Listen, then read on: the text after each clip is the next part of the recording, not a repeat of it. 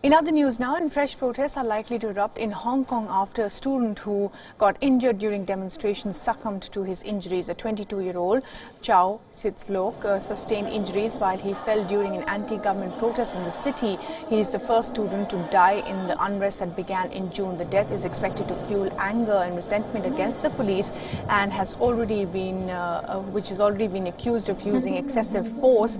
Meanwhile, student leaders have called for a probe into Chow's death. Amnesty International too has called for an investigation. This as protesters say that it took the police 20 minutes to provide first aid to the injured student.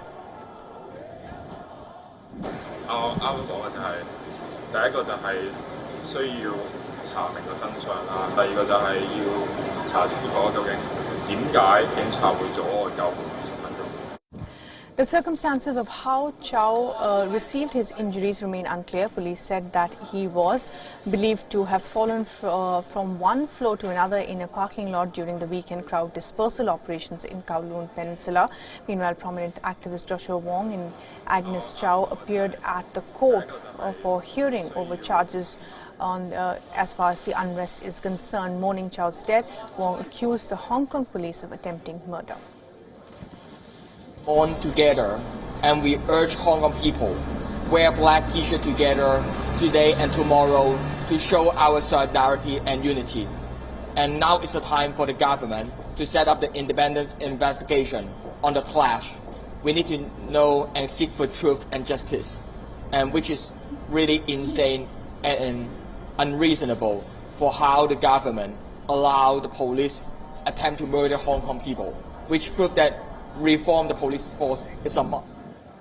And WION correspondent Grace Lee is live with us now. And Grace, is there more clarity around the death of the student? What is the situation on the ground? Yes, certainly a lot of grief, anger and confusion today on the streets of Hong Kong as hundreds of people came out to mourn this student's death.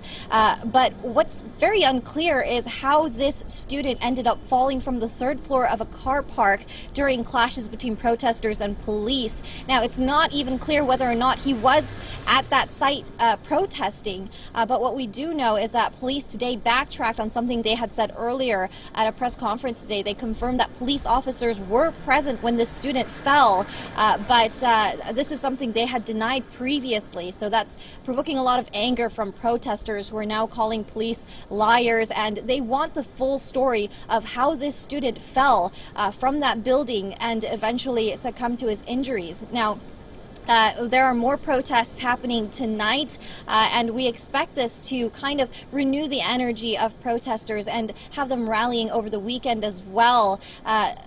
The tone of the protests this afternoon were even very different. You know, it went from Hong Kongers resist to today the chanting slogan became Hong Kongers take revenge, and that's a very significant turn on how protesters are rallying here on the streets. So we fully expect to see more protesters taking to the streets, and of course we're prepared to see any clashes between protesters and police. That's something we already saw today in the afternoon. There are tensions that are very high in Hong Kong at the moment, and we'll have to see how this weekend turns out. This is a very significant turning point for Hong Kong's fight for democracy, and we'll have to see how this student death affects the protesters here.